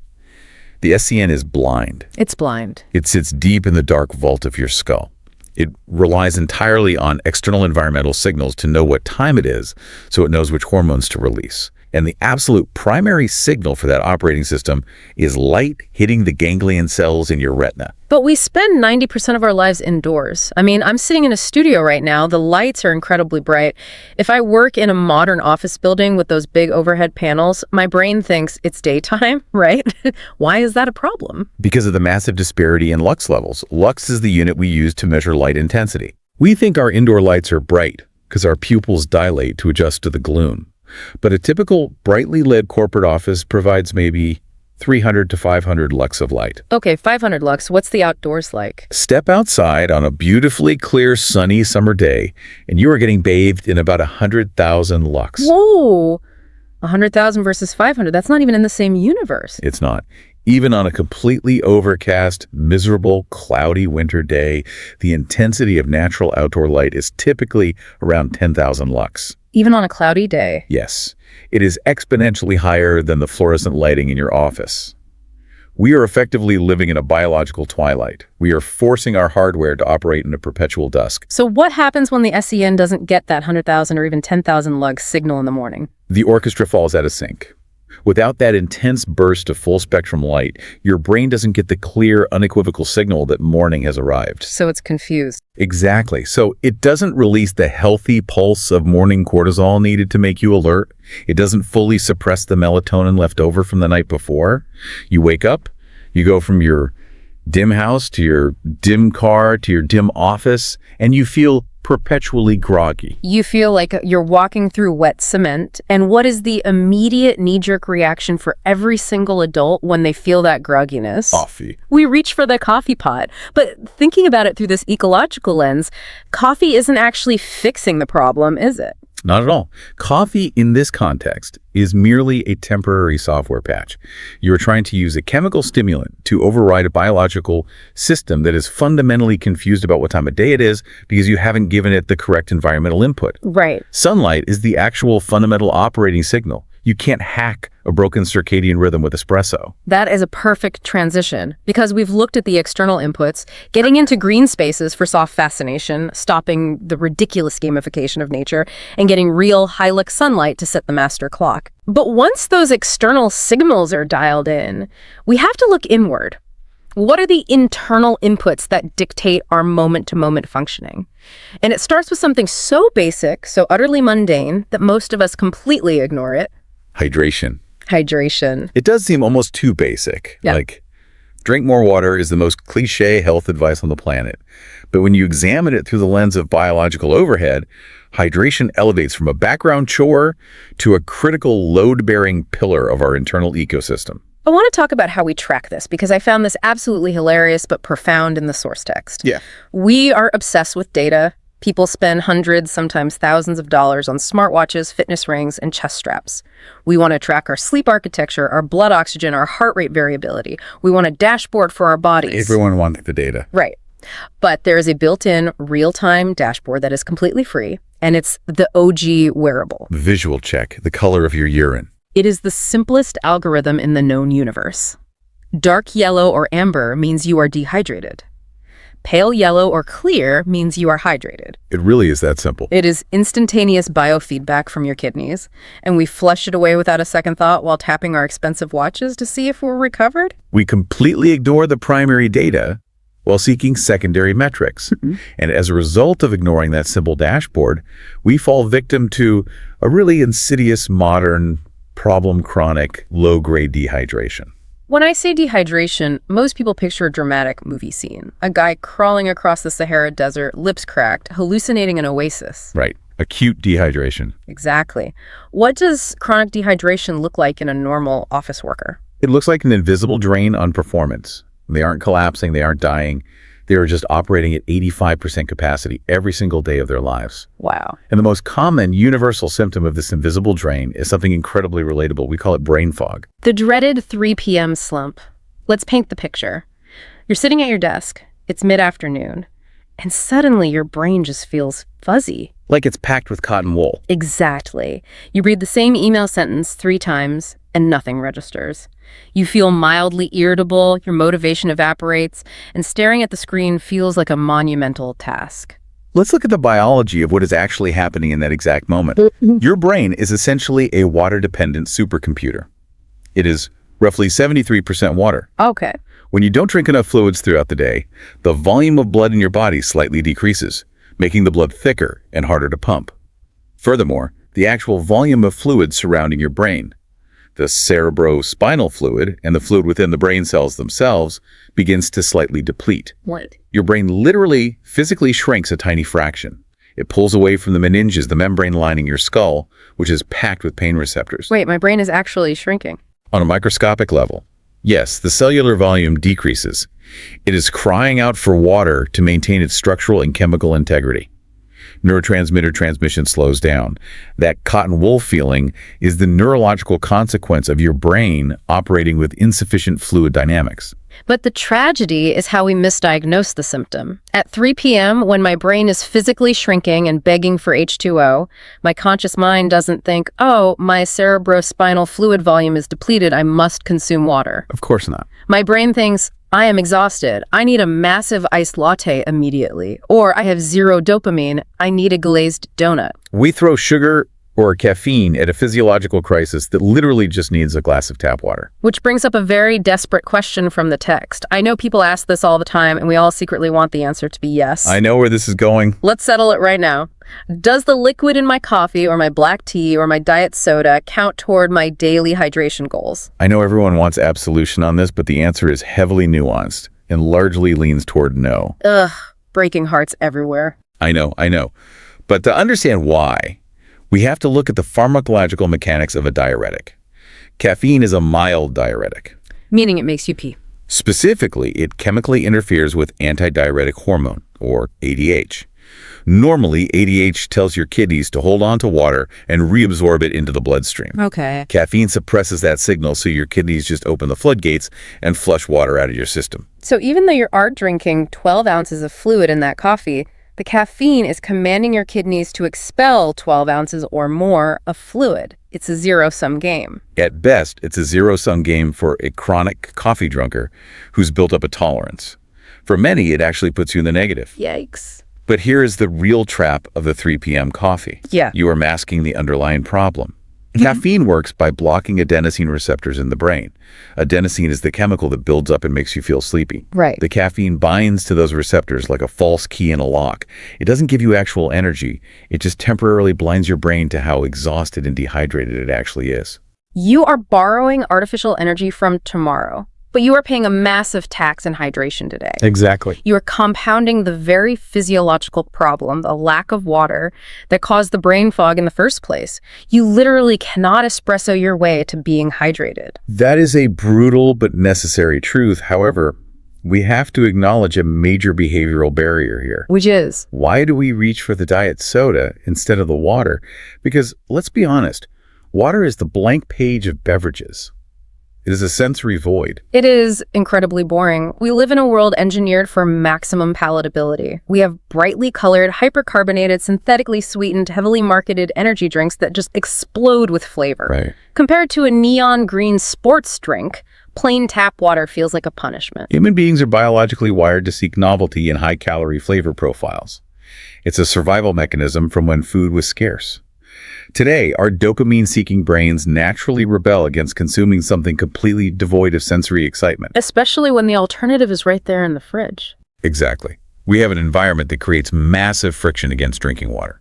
Here's where it gets really interesting, though. Because we can't just rely on willpower and say, suck it up and drink your boring water.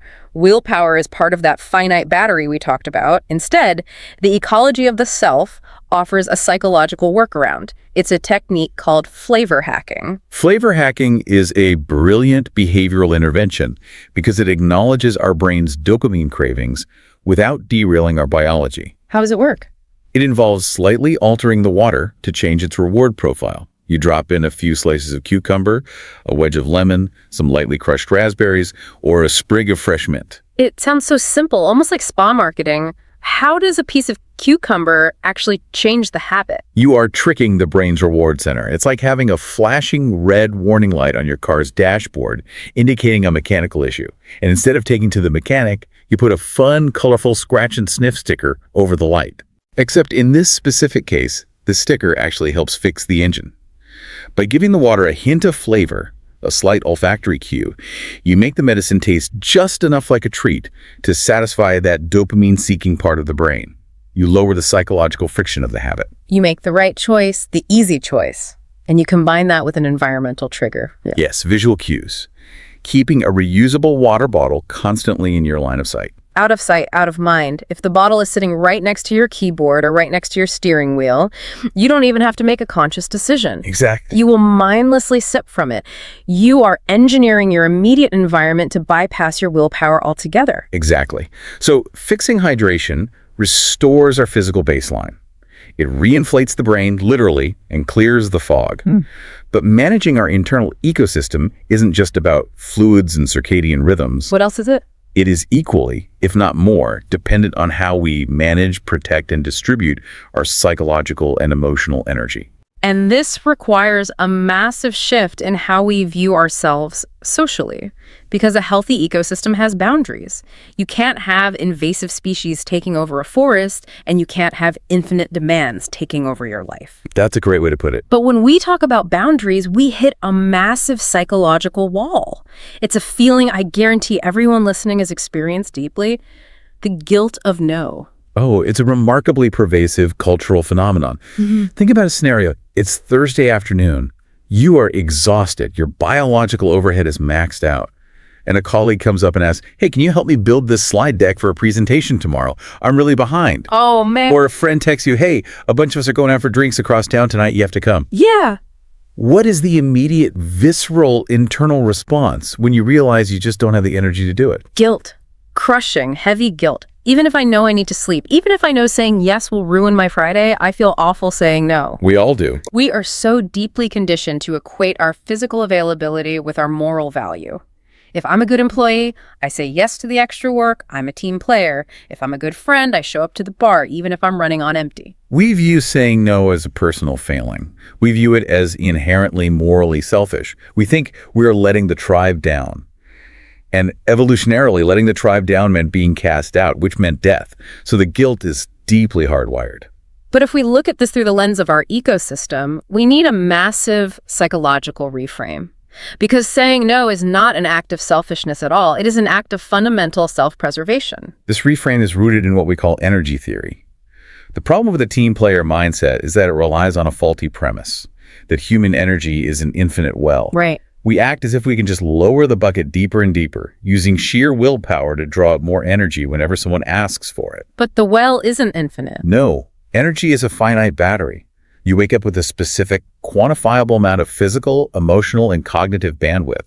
And if you have a finite battery and you continually draw power from it to run all these different background apps, the extra work projects, the social obligations you don't care about, the family drama, and you never, ever plug that battery into the wall to recharge, what happens to the hardware? The battery dies.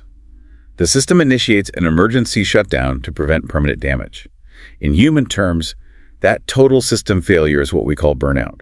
You get sick, you fall into a depressive episode, or your anxiety spikes to a level where you just can't function. Just like a smartphone hitting 10%, humans require a low power mode. We need a mechanism to stop the drain and dim the screen. And the word no is the activation switch for that low power mode. It is the boundary that stops the leak. If we connect this to the bigger picture, we start to see the hidden trade-offs of our behavior. We think we are being generous by always saying yes. We think we are being martyrs. No, we aren't. No. The harsh reality of finite energy is this. Every implicit yes to an external demand is a direct, explicit no to your own ecosystem. That is a staggering realization. If I say yes to working late on that slide deck that isn't my responsibility, I'm not just helping a colleague. I am actively, directly saying no to getting 8 hours of sleep. Exactly. I am saying no to my morning workout. If I say yes to the drinks across town, I am saying no to the quiet evening I desperately needed to decompress my nervous system and lower my cortisol. You are constantly cannibalizing your own foundation to uphold someone else's request. And the ultimate paradox of the chronic yes man, the person trying to be everything to everyone, is that you end up serving absolutely no one well. Because what happens? You show up to the drinks exhausted, irritable, and checking your watch. You are physically present, but emotionally absent. Exactly. You do a mediocre, resentful job on the slide deck because your brain is foggy from dehydration and lack of sleep. Precisely. The quality of your output plummets. But when you establish boundaries, they act as a quality control mechanism for your life. When you fiercely protect your energy, your yes actually means something. It has value. When you finally do commit to a project or a social event, it means you have the bandwidth to show up fully, completely engaged, joyful, and genuinely helpful. By protecting the ecosystem, you actually become a better friend, a better partner, and a better worker. Okay, so let's take inventory. We've optimized the external environment by finding soft fascination in sunlight, We've hydrated the internal hardware to clear the brain fog. We've used boundaries as a firewall to defend our finite battery. Right. The question is, what do we actually do with the surplus energy we've saved? We aren't just protecting it to hoard it. No, we use that protective bandwidth to move from defense to offense. Yeah. We start actively shaping the way our brain processes reality.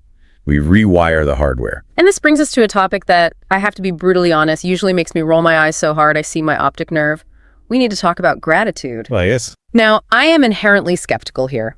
The word gratitude has been completely co-opted by wellness influencers. You see it painted on pastel coffee mugs in cursive fonts. It's the blessed hashtag on a picture of a private jet. It can feel incredibly fluffy, superficial, and honestly, a little delusional. Your skepticism is entirely warranted. The mainstream commodification of gratitude often feels dismissive of actual human suffering. If you were going through a brutal divorce, or you just lost your job, or you're dealing with a chronic illness, someone handing you a pastel mug and telling you to just be grateful is infuriating. It makes you want to throw the mug at them. Understandably. And this requires a crucial razor-sharp distinction.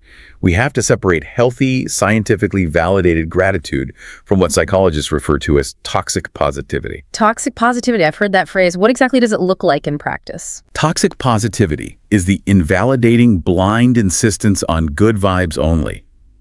It's the demand that you maintain a cheerful, optimistic facade, regardless of the reality of your circumstances. It's someone telling you to look on the bright side while your house is literally burning down. It's denial disguised as enlightenment. It's suppressing negative emotions, which we know from a physiological standpoint just causes them to manifest as stress or illness later. It tells you that feeling sad or angry or overwhelmed is a failure of mindset. Exactly. It's a form of emotional gaslighting. Healthy gratitude, on the other hand, is the exact opposite of denial. Healthy gratitude allows you to have a terrible, rotten, incredibly stressful day. So you can still be mad. Yes. It doesn't ask you to pretend that bad things didn't happen or that the pain isn't real. Instead, it acts as accurate data collection. It is the deliberate practice of acknowledging the good alongside the bad. It's ensuring the negative data doesn't monopolize the entire report. Yes. Because if we look at the neuroscience of outlook, we have to understand that our brains are fundamentally evolutionarily biased toward the negative. This is the negativity bias. The brain is an efficiency engine designed for survival, not happiness. Right, because the caveman who noticed the beautiful sunset but ignored the rustling in the bushes got eaten by a tiger. The caveman who ignored the sunset and focused on the tiger survived to pass on his genes. Exactly. There's a famous phrase in neuroscience, what fires together, wires together. This refers to neuroplasticity. When you repeatedly have a certain thought or reaction, the brain coats that neural pathway with a fatty substance called myelin, which acts like insulation on a copper wire. It makes that specific signal travel faster and more efficiently. It builds a superhighway. Yes. And if you spend your days constantly scanning for threats, constantly dwelling on the annoying emails, the traffic, the rudeness of a stranger, what we can call the modern inbox tiger, you are heavily myelinating the neural pathways for stress and misery. You're just getting better at being stressed. Your brain becomes incredibly, remarkably efficient at finding things to be angry about. It becomes your default setting. You will walk into a beautiful room and instantly spot the one crooked picture frame. Because your reticular activating system, your brain's filter, is programmed to only show you threats and annoyances. So healthy gratitude is the counter practice. It's a deliberate neurological intervention. You are consciously training the brain to scan for positive data points. You are forcing it to clear the brush and build a brand new pathway. You are teaching your attention circuits to look for opportunities, moments of connection and beauty, rather than just threats. But to build that new pathway, to actually lay down the myelin, you need a specific tool. You can't just wish it into existence. No. This is why the practice of a physical gratitude journal is so highly recommended by neurobiologists. And I struggled with this concept initially. Why a journal? Why do I have to kill a tree and buy a notebook? Why can't I just think good thoughts while I'm brushing my teeth in the morning or staring at the ceiling in bed? Thinking good thoughts is pleasant, but it's fleeting. Thoughts are electrical impulses that dissipate rapidly.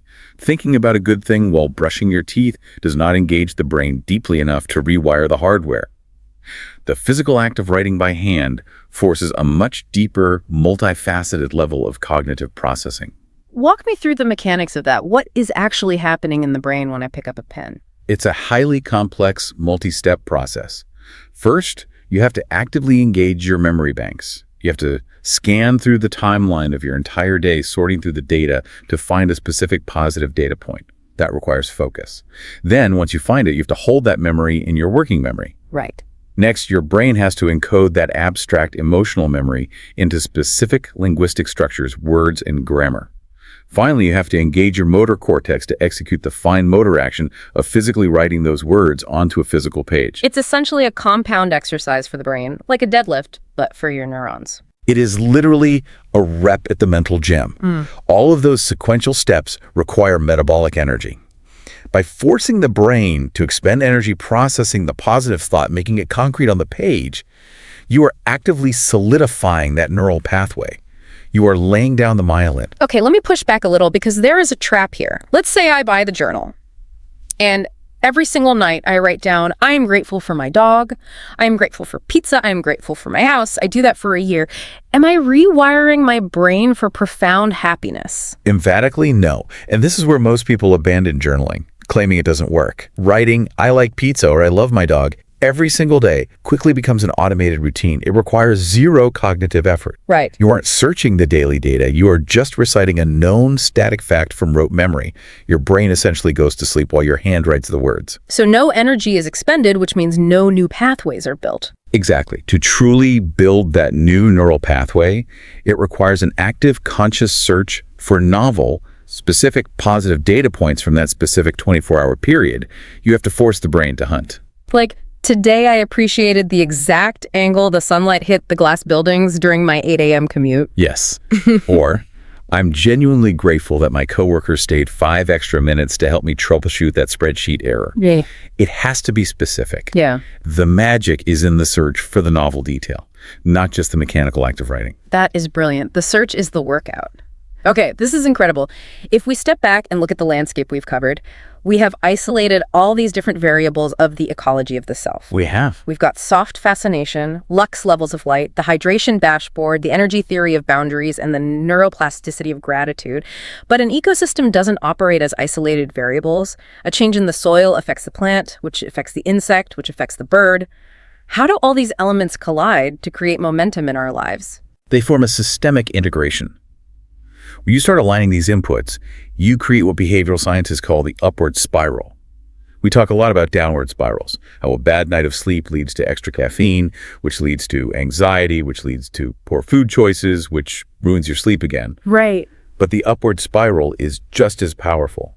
And mapping it out shows exactly why this ecological approach works. Let's actually walk through a hypothetical day in the upward spiral. Let's trace the domino effect. It starts with the smallest, lowest friction internal input. The alarm goes off. You wake up, and instead of immediately reaching for your phone to check emails or pouring a massive cup of diuretic coffee, you look at the water bottle on your nightstand. You drink a large glass of water. Step 1, hydration. Because you hydrated immediately, your brain volume is optimized. The cerebrospinal fluid is replenished. The 3 p.m. brain fog never arrives. You maintain mental clarity throughout the morning. Step 2, clarity leads to awareness.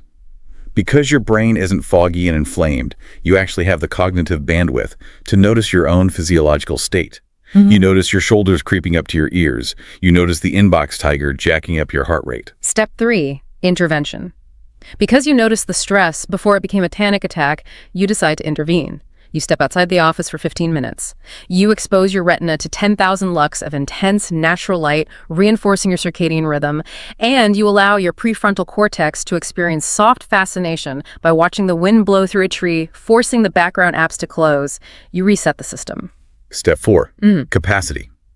Because you stepped outside, dropped your blood pressure, and shifted into a parasympathetic state, your emotional capacity is restored.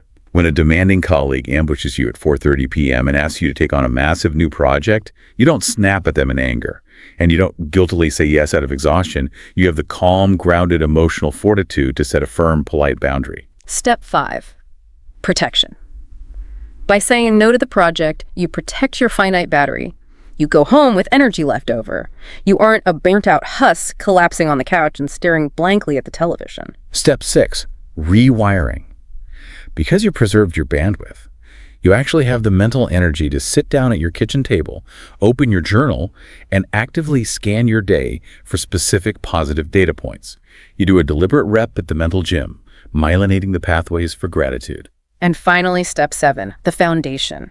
Because you processed your day positively, because you aren't ruminating on work, and because you got that bright sunlight in your eyes 12 hours earlier, your SCN signals the release of melatonin. You fall asleep easily, you get deep restorative sleep, and you wake up the next day fully charged, ready to drink that glass of water and start the spiral all over again. It is a self-reinforcing virtuous cycle. The entire goal of this ecological framework is to help you find the leverage points in your life where you can interrupt the vicious downward cycle, the dehydration, the caffeine masking, the urban hypervigilance, the boundary failure, and start turning the wheel the other way. It's incredibly empowering when you lay it out sequentially like that. It makes health feel accessible rather than punishing.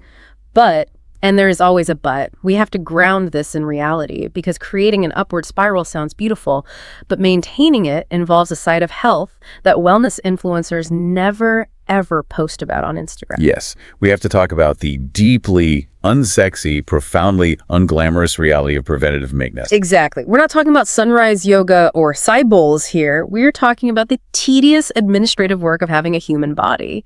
The annual checkups, the blood work, the colonoscopies, and specifically an example that I think strikes fear into the hearts of millions procrastinating on going to the dentist.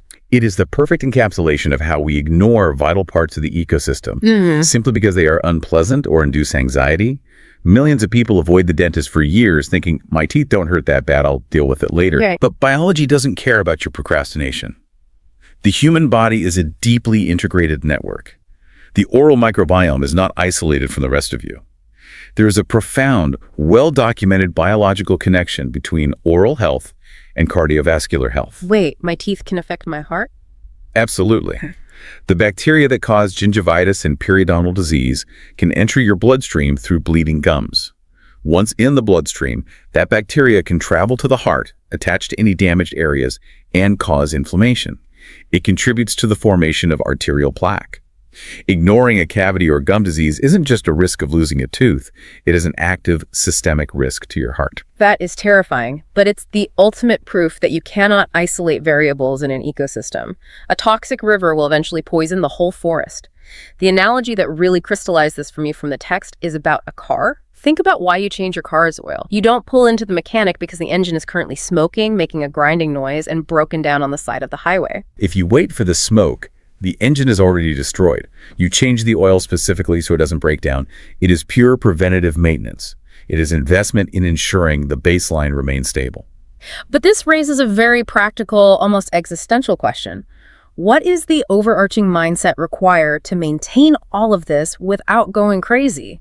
Because if I list it out, we are talking about tracking lux levels, finding fractals, monitoring urine color, defending boundaries, journaling specific novel data, and scheduling dental cleanings. It could so easily morph back into that overwhelming, stress-inducing checklist we were trying to avoid in the very beginning. It absolutely could, if viewed through the old lens of conquering your health.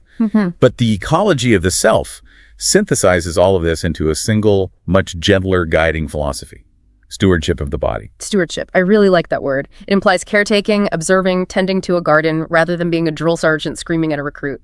Exactly. It's not about achieving some state of flawless, enlightened, zero body fat perfection. That doesn't exist. It's about being a good steward of the physical and psychological vessel you inhabit. It's about curiosity and self-discovery. What kind of soft fascination actually works for you? Right. Is it watching a river or is it staring at a campfire? What specific flavor hack gets you to drink 64 ounces of water without thinking about it? It's an ongoing, lifelong process of gently tweaking the variables in your environment, aiming to be just 1% better, 1% more resilient every day, rather than sprinting toward a final mythical destination of perfect health. Because if you try to sprint, if you try to do it all at once, you become the guy with the grape-sized blisters on the mountain. You shock the system, incur massive biological overhead, and crash. The progress has to be incremental to be sustainable. So if we look back at the expansive journey we've taken today, we've fundamentally reconstructed how we operate. We really have. We started by diagnosing the massive biological overhead of the concrete jungle, how running modern urban software on evolutionary Windows 95 hardware traps us in chronic hypervigilance. We explored the neurological necessity of soft fascination to close the background apps, the critical role of 10,000 lux light to set the master clock, and we warned against the Western habit of gamifying nature and turning the sanctuary into just another competitive gym. We then moved inward, utilizing the OG wearable of our real-time visual dashboard to combat the invisible drain of chronic dehydration. We exposed the diuretic trap of caffeine-masking adenosine, and we used the dopamine manipulation of flavor hacking to lower the friction of drinking water. We tackled the heavy psychology of boundaries, reframing the guilt of no through the energy theory. We realized that setting boundaries isn't a selfish act. It's the vital self-preservation of our finite battery, because every implicit yes is an explicit no to ourselves. We learned to differentiate the gaslighting of toxic positivity from the accurate data collection of healthy gratitude, using the physical, metabolic effort of a journal to myelinate new neural pathways. And finally, we saw how all these microscopic interventions integrate into a powerful upward spiral of momentum, underpinned by the unglamorous but absolutely necessary commitment to preventative maintenance and stewardship. It completely redefines what it means to be healthy. It's not just a diet. It's not just a workout split. It is the entire interconnected ecology of the self. So bringing this all back to you, the listener, whether you're driving, walking, or doing the dishes right now, I want you to take a hard, honest look at your own life and evaluate your personal, biological, and psychological overhead. Think deeply about the energy theory. Your energy is a finite resource. If you are constantly feeling drained, if you feel like you are perpetually swimming upstream against a current that never stops, there is a leak somewhere in your ecosystem. Building on everything we've explored today, I'm going to leave you with a final provocative challenge. I want you to find the leak. Where is your ecosystem currently bleeding energy? Is it a social or professional boundary that you are terrified to set, so you just keep bleeding bandwidth to avoid conflict? Is it an unglamorous medical appointment you've been procrastinating on for 3 years because it makes you anxious? Is your brain starving for natural light? Or is it something as incredibly simple as a chronic lack of basic water, cleverly disguised as a 3 p.m. sugar craving? The key here is stewardship, not panic. Do not attempt to overhaul your entire life today. Remember the heavy hiking boots. Don't go from 0 to 100. Exactly. Find that one single leak. Identify the drain, and take one tiny incremental step to patch it today. Change the software, one line of code at a time. And as you think about what that one small step might be, remember the restaurant we talked about at the very beginning of this deep dive? You can be the most outwardly successful, driven, high-performing person in the world, doing everything right on paper.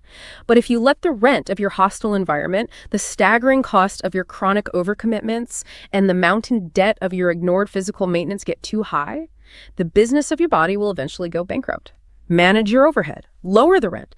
Go fill up your water bottle right now, maybe throw a cucumber slice in there and take care of your ecosystem.